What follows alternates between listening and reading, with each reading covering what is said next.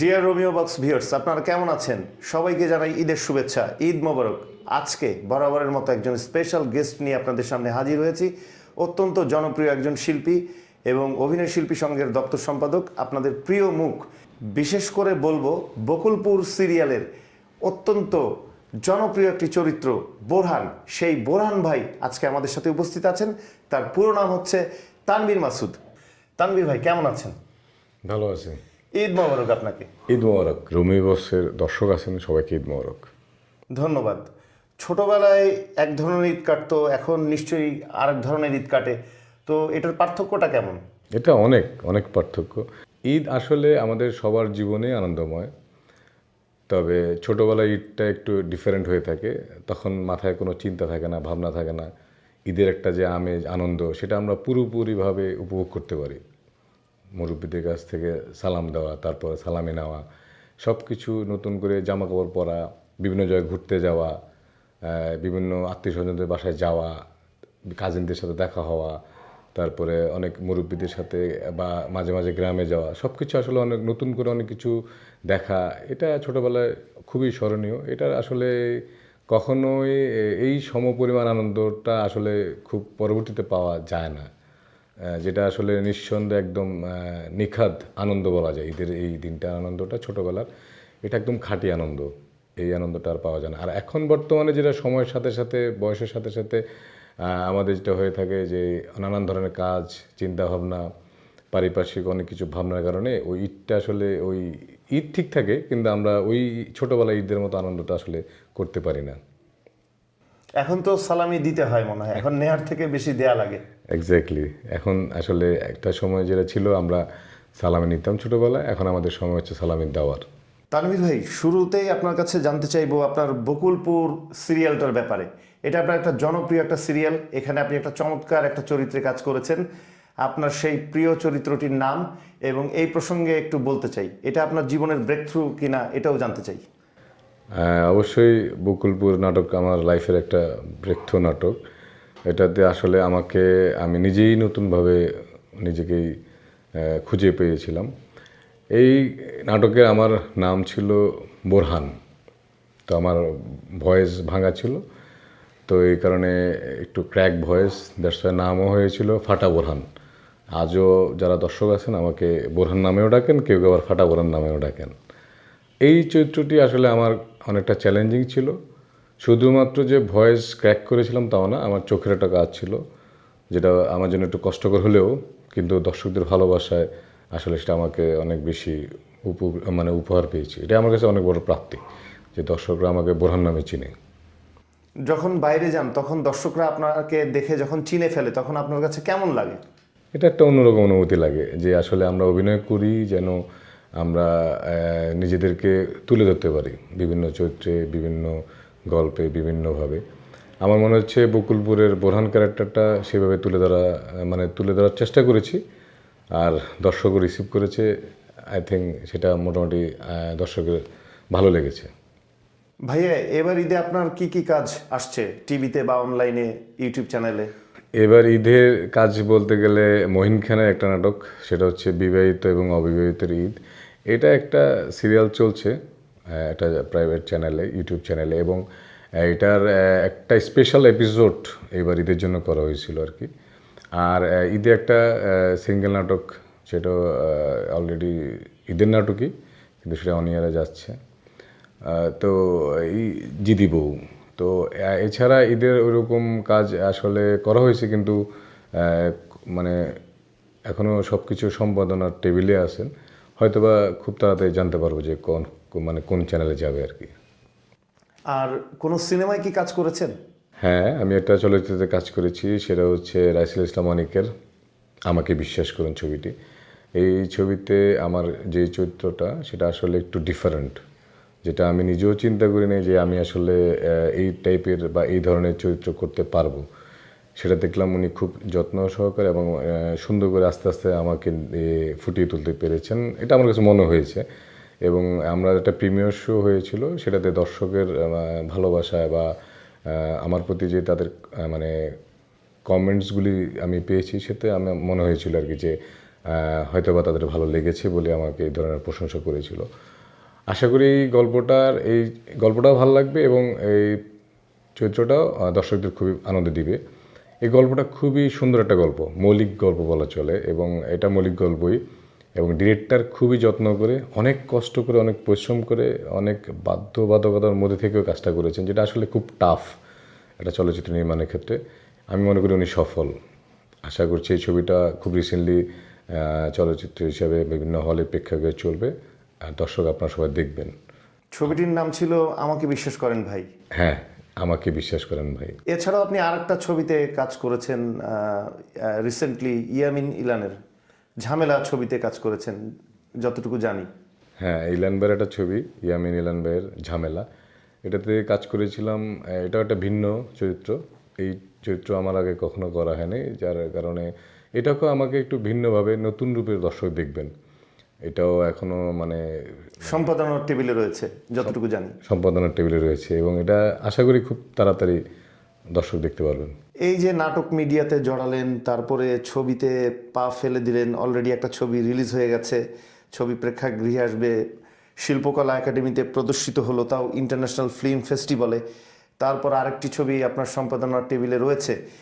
এত কিছু নাটক থেকে আবার বড় পর্দায় আসলেন, এটার ফিলিংসটা কেমন?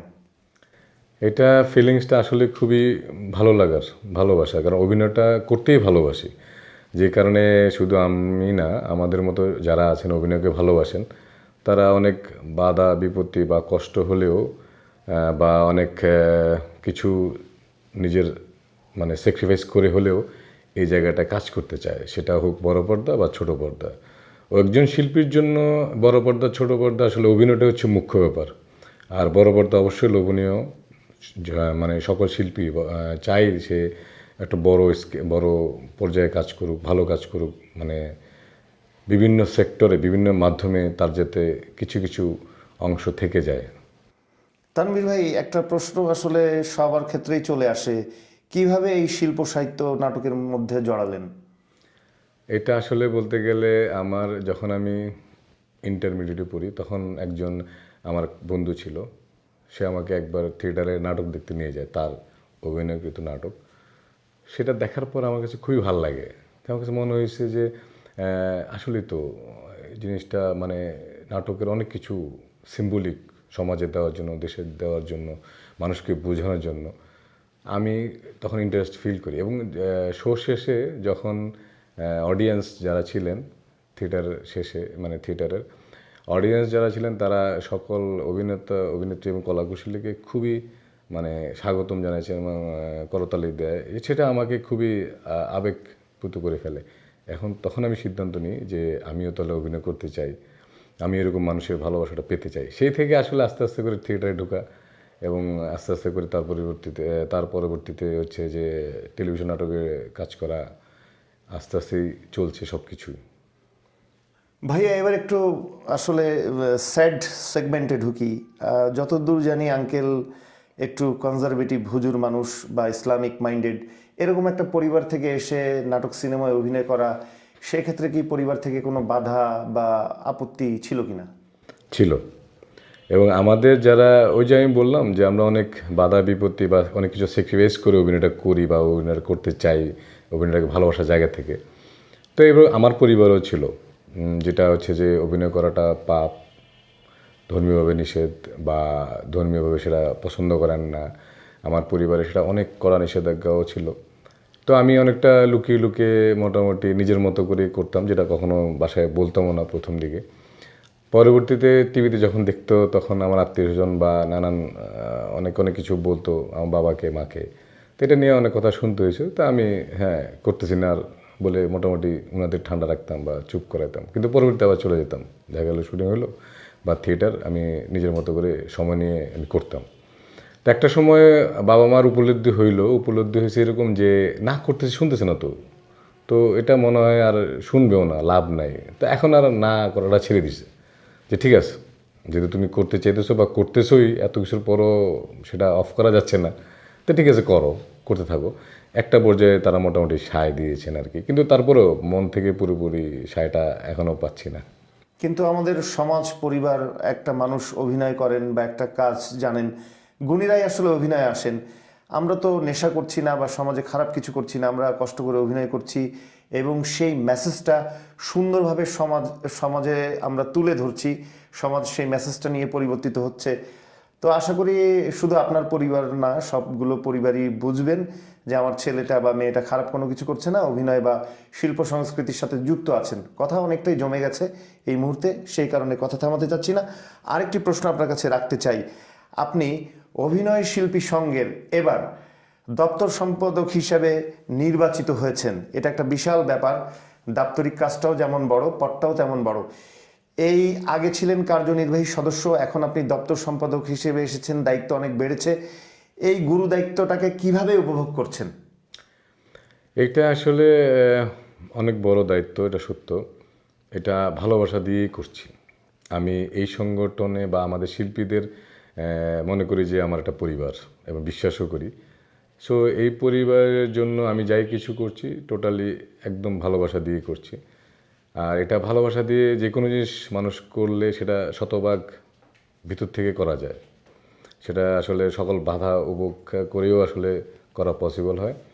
ওই ভালোবাসার জায়গা থেকেই আমি যতটুকু পারতেছি, আমার যতটুকু করার ক্ষমতা বা জ্ঞান আছেন, আমার সিনিয়ররাও আমাকে এই ব্যাপারে অনেক সাপোর্ট দিচ্ছেন। তারা আমাকে এই ব্যাপারে অনেক পরামর্শ দিয়ে যাচ্ছেন। সংগঠনের কীভাবে আমাদেরকে সুসংগঠিত করে আমাদের শিল্পীদের কীভাবে আমরা মানে স্বার্থ সংশ্লিষ্ট সকল কিছু যাতে আমরা সুন্দর করে কন্টিনিউ করতে পারি। আমার সিনিয়ররা সেই হিসাবে আমাকে অনেক সময় প্রায় প্রতিদিনই গাইডলাইন দিচ্ছেন। সেটা আমার কাছে অনেক সহজ হয়ে যাচ্ছে করার ক্ষেত্রে। আর আমি ভালোবেসে সংগঠনটা করছি।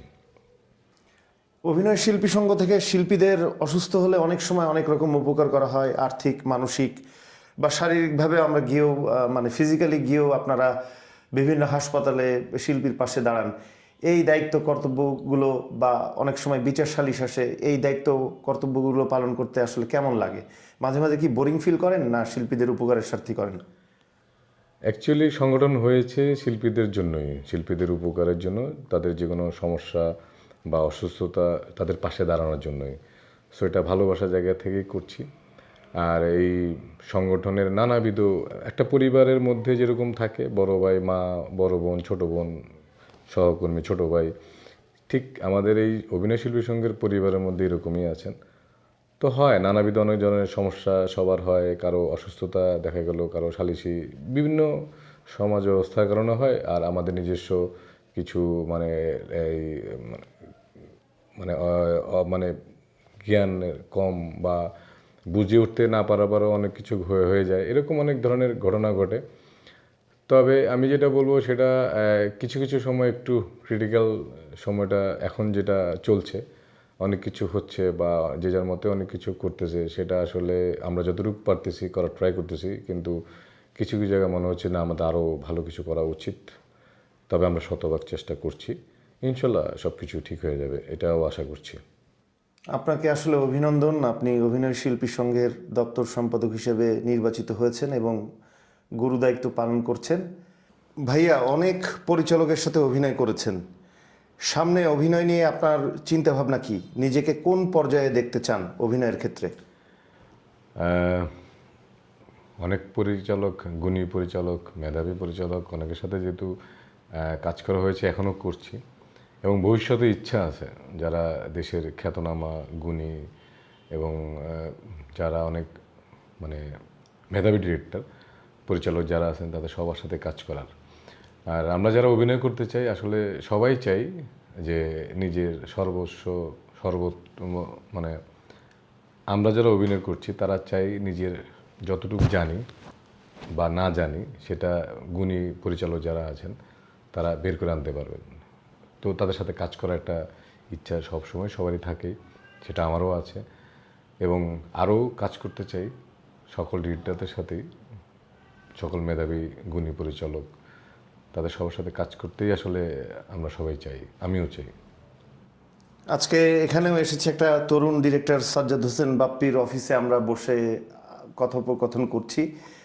যাই হোক, আপনার ভবিষ্যৎ অভিনয় জীবনের জন্য শুভকামনা রইল। আরও ভালো ভালো অভিনয় করেন, আরও ভালো ভালো কিছু দেবার চেষ্টা করেন। সম্প্রতি সদ্যপ্রয়াত শামস সুমন ভাই মারা গেলেন। আপনি যেহেতু অভিনয় শিল্পীর সঙ্গে ছিলেন, আপনারা খবরটা আগে পান, কিভাবে কি হলো? অ্যাকচুয়ালি খবরটা সম্ভবত তখন 5টা বাজে, ইফতারের মোটামুটি 1 ঘন্টা আগে আমাদের একটা নোটিশ বোর্ড আছে অ্যাক্টর সিকিউরিটি, সেই নোটিশ বোর্ডে একটা ইনফরমেশন আসে যে সুমন ভাই অসুস্থ, ওনাকে লাইভেট হাসপাতালে নিয়ে যাওয়া হয়েছে এবং ওনাকে নিয়ে গেছেন আমাদের একজন বড় ভাই, সহকর্মী সাদাত ভাই।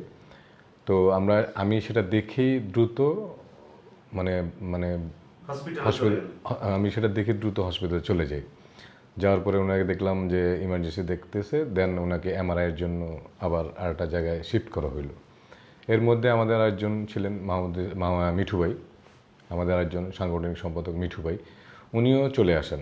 তা আমরা মোটামুটি উনি এমআরআই করতেছেন, এর মধ্যে ইফতারের মোটামুটি একটা সময় চলে আসলো। আমরা মোটামুটি টুকটাক প্রিপারেশন নিচ্ছি ইফতার করার জন্য। তো উনি এমআরআই করে আসলেন, আসার পরে মানে ড্রেস চেঞ্জ করা রুমে ঢুকলেন। তার পরবর্তীতে উনি সামহাও নিজেকে ব্যালেন্স রাখতে পারেন নাই ড্রেস চেঞ্জিং রুমে, সামহাও উনি পড়ে গেছিলেন। উনি অনেক আল্লাহরে মাগো অনেক মোটামুটি একটু চিৎকার মানে আর্তনাদ করলেন। আমরা দ্রুত ছুটে যেয়ে দেখি যে উনি ফ্লোরে পড়ে গেছেন। খুব কষ্ট করে আমরা কয়েকজন মিলে ওনাকে উঠানোর পরে দেখলাম উনি পুরো সম্পূর্ণ শরীর ছেড়ে দিচ্ছেন। উঠানোর পরে ওনাকে আবার ইমার্জেন্সিতে নিয়ে আসার পরে ডাক্তার অনেক ট্রাই করেন, ওনাকে অনেক পাম্প দেওয়ার চেষ্টা করেন অনেকক্ষণ, প্রায় 30-40 মিনিটের মতো ট্রাই করার পরে ডাক্তার ঘোষণা যে ওনার কার্ডিয়াক ক্লোজড। মানে এরপরে আসলে এটা শোনার পরে বা এটা মানে নিতে আমাদের অনেকেরই খুব কষ্ট হয়েছে, কারণ সুমন ভাইয়ের সাথে অনেক দিন যাবৎ সাংগঠনিক জায়গা থেকে কাজ করা এবং অনেক আগে থেকে ওনার সাথে আমি অভিনয় করেছিলাম। অহংকার নামে একটা সিরিয়াল করেছিলাম, কায়সার আহমেদ ডিরেক্টর ছিলেন। ওনার এই ডিরেকশনে অহংকার নাটকে শামসুন ভাইয়ের সাথে আমার প্রথম কাজ এবং খুব মনে আছে উনি তখন থেকে খুবই আন্তরিক ছিলেন এবং সংগঠনের কাজে উনি আমাকে অনেক পরামর্শ দিতেন, জ্ঞান দিতেন, বুঝাইতেন, বলতেন, অনেক দিক নির্দেশনা দিতেন। উনি সবসময় খুবই হাসি খুশি ছিলেন, প্রাণবন্ত একজন মানুষ। আসলে উনি যে এত দ্রুত চলে যাবেন সেটা আসলে আমরা কেউ কল্পনা করতে পারিনি, আশাও করিনি। তো এটা আসলে আমাদের নিজেদের মধ্যে মানে যখনই আমরা জানতে পারি, যে যেখানেই ছিলাম সংগঠনের যারাই আমরা ছিলাম, আমাদের সভাপতি সাহেব এবং সেক্রেটারি সাহেব, ওনারা যতটুক মানে সবাই চলে আসছেন, সংগঠনের সকল সহকর্মী এবং আমাদের ওনার যত সহকর্মী ছিলেন, কলিগ ছিলেন, সহশিল্পী ছিলেন, ওনাকে যারা ভালোবাসতেন অনেকে অনেক ফোন দিয়েছিলেন। আমি বিশেষ করে ফোনে অনেক ব্যস্ত হয়ে গেছিলাম তখন, নন স্টপ ফোন আসতেছে, কোথায় আছি, কোন জায়গায় আছি, বা ওনার এখন কী অবস্থা। তো আমি না ওই সময়টা আসলে আমি নিজেও একটু কেমন জানি হয়ে গেছিলাম। আমি আসলে নিজেও বুঝতেছিলাম যে কী দিব, মানে ওনার কী অবস্থা আছেন কী বলবো। কিন্তু যদিও আমি অনেক যারা আসতে চাইছেন আমি অ্যাড্রেস দিয়েছি যে এখানে আসি, অমুক সেকশনে আসি, ওনারা অনেক ছুটে আসছেন। মানে দেখতে দেখতে দেখলাম যে প্রায় অনেক শিল্পী, প্রায় আমাদের 200-250 মতো শিল্পী সহকর্মী এবং আরও অনেকজন ইনস্ট্যান্টলি ছুটে আসেন। এটা আসলে মানে কী বলবো, ওনাকে ভালোবেসেই আসছেন। যারা আসতে পারেনি হয়তো ব্যস্ততা ছিলেন বা কোনো ধরনের সমস্যা বা অসুবিধা, মানে ঢাকার বাইরে চলে গিয়েছিলেন গ্রামে ঈদ উদযাপন করার জন্য, অনেক ফোন দিয়েছেন, খবরাখবর জেনেছেন, নিয়েছেন, দুঃখ প্রকাশও করেছেন। আসলে এটা আসলে আমাদের মানে কি বলবো, আমি আমার জায়গা থেকে বলবো যে ওনার মতো একজন মেধাবী অভিনেতা যেমন একদম একজন সাংগঠনিক লোক আমরা খুব কম সময়ে অল্প বয়সে হারিয়েছি আর কি। এটা আসলে আমি এখনও বিশ্বাস করার মতো না। আমি প্রথমে কি বিশ্বাসও করতে পারি না যে উনি আসলে আমাদের মাঝে আর নেই। অপেক্ষা করছি, ডাক্তার আরও ট্রাই করছেন, দেখলাম না ওনার কোনোতে আর কিছু করার নেই, মা শেষ। সেটা আসলে মানাটা আমাদের জন্য খুব কষ্ট রয়ে গেছেন। যদি উনি আমাদের বর্তমান কমিটিতে উনি সহসভাপতি ছিলেন আর কি। তো এটা কি বলবো, উনি এই সংগঠনের মানে একটা আমি বলবো যে একজন পিলারের মতো ছিলেন। সংগঠনের যে কোনো সংকটময় মুহূর্ত বা সংগঠনে সুসংগঠিত করার জন্য বা সংগঠনকে আরও বেগবান করার জন্য, আরও ভালো কিছু প্ল্যান করার জন্য ওনার অনেক বুদ্ধি, পরামর্শ এবং পরিশ্রম ছিল। এবং উনি খুব ঠান্ডা মাথায় খুব সুন্দর করে অনেক হাসি মুখে অনেক ক্রিটিক্যাল সময় বা অনেক মানে সময়টা উনি পার করতে পারতেন, খুব সুন্দর করে বুঝিয়ে দিতে পারতেন, যেটা আসলে আমাদের অনেকের দ্বারা পসিবল না। মানে উনি খুব সুন্দর, মানে এত দারুণ একজন মানুষ ছিলেন, হাসি খুশি মানুষ ছিলেন, এটা আসলে মানে কিছু বলার নেই। আমরা আশ্চর্য যে উনি এত তাড়াতাড়ি আমাদের মাছ থেকে চলে গেলেন। আসলে 90 দশকের এই জনপ্রিয় হিরো শামসুমন ভাইয়ের অকালে চলে যাওয়া আমাদের শিল্পী সমাজ কেউই মেনে নিতে পারেনি। আপনি তো আরও কাছ থেকে দেখেছেন, সেখানে আপনার কষ্ট ধরে রাখাটা অনেক কষ্টকর, এটা আমরা বুঝতে পারি।